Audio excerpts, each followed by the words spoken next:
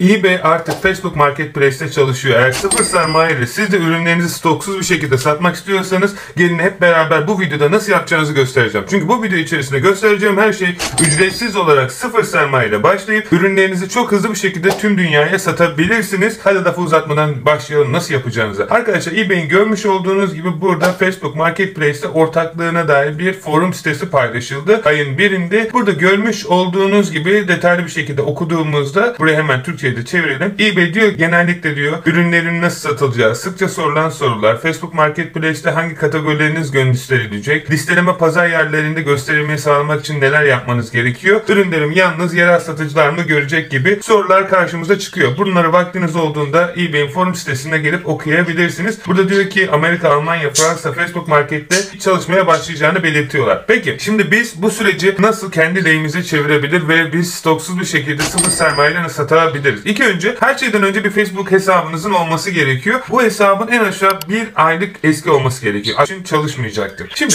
burada iki tane benim size vereceğim ürün satan listesine ulaşıp ücretsiz olarak bu ürün araştırma yazılımındaki bulduğum ürünlere de ulaşabilirsiniz. Yani bunun anlamı şu: eğer yazılıma para veremiyorsunuz ürün araştırmaya, başlangıç olarak benim önerdiğim ürünlerden gelir bu ürünleri dükkanlarınıza listeleyebilirsiniz. Fiyatları da sağ tarafında yazıyor. Siz kendinize göre ayarlarsınız. Ve size sistem nasıl çalışıyor? Arkadaşlar benim birinci önerim ücretsiz olarak gösterim olacaktır. Örnek veriyorum. Şimdi Facebook Marketplace'te ürünlerinizi satıyorsanız kesinlikle ve kesinlikle bence Etsy'den satın. Niye? Şimdi şöyle bir durum var.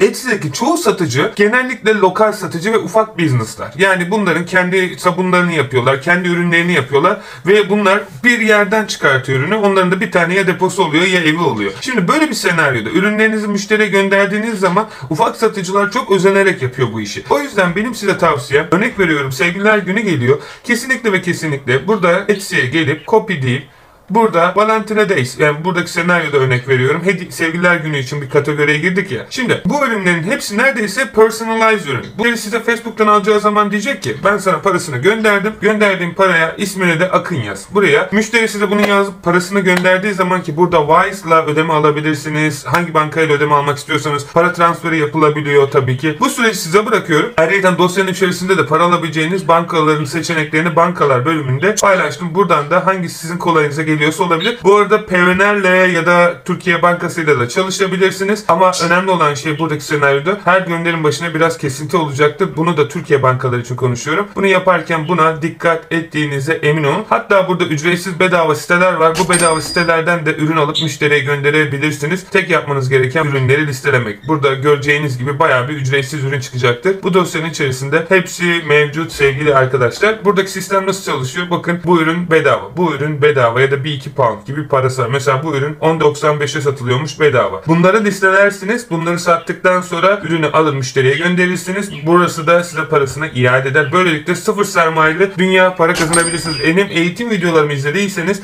ben aşağı yukarı günlük 500.000 poundluk böyle ürünler alıyorum. Orada da nasıl aldığımı, nasıl sürecin çalıştığını da anlatıyorum. Oradan da bakabilirsiniz ama bu bilmiyorsanız bence girmemeniz gereken bir şey. Çünkü burada paranızı nasıl geri alacağınıza dair önemli bilgiler var. Aksi takdirde paranızı alamayabilirsiniz ve belki bu ürünü satmak istemiyorsunuzdur. Burayı size bırakıyorum. Şimdi ücretsiz olarak ürünlerinizi alacaksınız sıfır sermayeyle.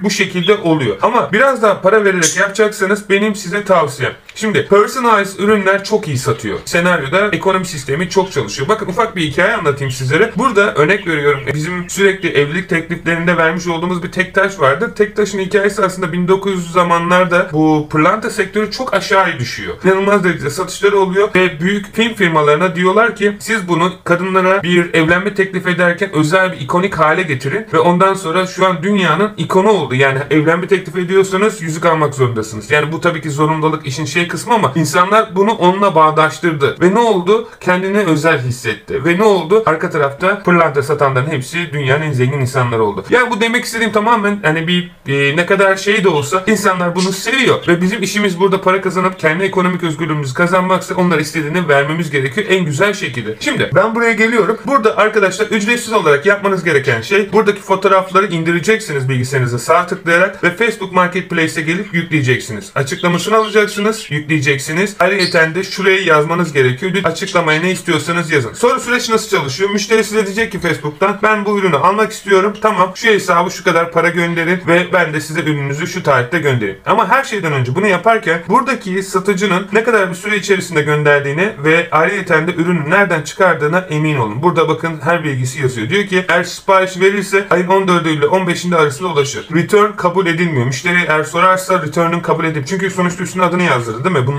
kime satabilirsiniz? Ve ürünün kargo parası da 2.95 olduğunu unutmayın. Ve ürün çıkış adresi de İngiltere. Yani İngiltere satıyorsanız bunlara dikkat edin. Ve 2.95'i de kargonun fiyatınızın üzerine ekleyin. Şimdi ben nasıl yapacağınızı göstereceğim. Ama her şeyden önce bu videonun sponsoru Akın Baba değil Turkolistler. Turkolistler sizlere arkadaşlar ürünlerinizi çeşitli marketlerde sınırsız olarak listelemenizi sağlayan bir yapay zeka yazılımı. Nasıl çalışıyor? Gerek eBay, gerek Amazon, gerek diğer marketlere bir saniye içerisinde ürünlerinizi otomatik olarak yüklemenizi sağlayan bir inanılmaz derecede her şeyden de önemlisi sınırsız bir şekilde istediğiniz kadar hesabınıza yükleyebilir sistem. Ve böylelikle 10 tane Facebook hesabınız varsa 10 tane program almanız gereken yerde bir tanesini alarak sınırsız bir şekilde yükleyebiliyorsunuz. Temu, AliExpress gibi platformlarda sistem çalışıyordu ta ki onlar platformlarını güncelleyene kadar. Şu an burada çalışmıyor. Altta yazmasına rağmen benim sistemde güncellemem gerekiyor. Bu da aklınızın bir köşesinde çalıştığınızda sistem çalışmayacaktır. Eğer Temu'dan daha önceden çalışıyordu ama Temu çok yakın bir zamanda sitesini güncelledi ve o yüzden bakın burada butonlar geliyor ama bastığınız zaman sizi Facebook'a yönlendirmiyor ya da eBay'e ya da Edgebit'e ya da Etsy'ye. Bu arada bu sistem eBay'de de ürün listelemenizi sağlıyor ama bugün konumuz bu değil. Bugün konumuz şu. Şimdi ben Valentina Days ürünü buldum ve ben bunu hem eBay'de satmak istiyorum. Ellerimi ikiye katlayacağım. Bunu nasıl yapacağım? Şimdi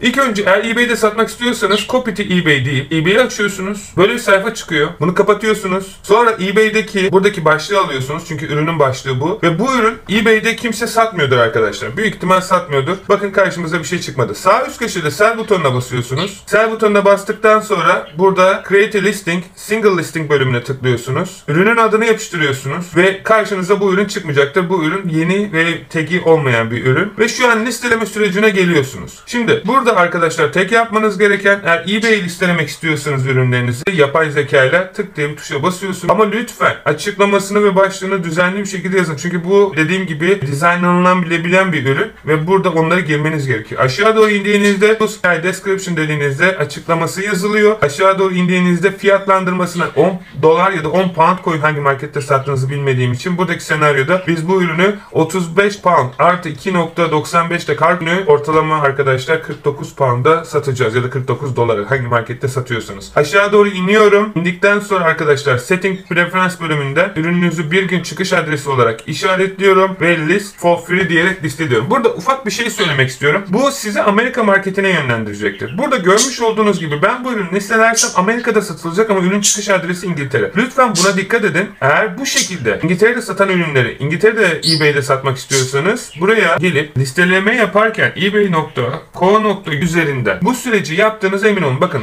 benim şu an ebay.co.uk buradan tekrar geliyorum hesabıma. Sell bölümüne basıyorum. Sell bölümüne bastıktan sonra create listing bölümünden single listing'e geliyorum. Single listing bölümünden ürünün adını yazıyorum. Adını yazdıktan sonra buradan kategorisini vesairesini seçiyorsunuz. Doğru olduğuna emin olun. Without box diyorum. Tabi cismi ve modeli neyse onu siz kendinize göre ayarlarsınız. Ve şimdi buradan yüklemem lazım. Çünkü bazen herkes com'dan yüklüyor ama UK'de satıyor. Bu yüzden hesaplarda sorun yaşanmasın diye sadece sizi uyardım. Yazılım sizi com'a atacaktır. Siz co.uk'den sattığınıza eminim. Bakın şu an eminim. Fotoğraflar da geldi. Yine açıklamalarını yaptık. List with the place biz diyerek eBay'de sattık. Fakat neden bunu 2 katına çıkarmayalım? Nasıl mı? Şimdi burada zaten satan bir ürün bulduk değil mi? Örnek veriyorum. Buradaki senaryoda bizim satmak istediğimiz ürün bu. Biz bunu neden Facebook Market'te de satmayalım? Tek yapmamız gereken copy to Facebook butonuna basıyoruz. Facebook hesabınız açılıyor. Marketplace'te satış yapmaya izniniz olduğuna emin olmanız gerekiyor. Eğer zaten otomatik olarak bir şey yapmıyorsanız Marketplace açılacaktır. Post data diyorum. Post data dedikten sonra yine bütün fotoğraflar, açıklama profesyonel bir şekilde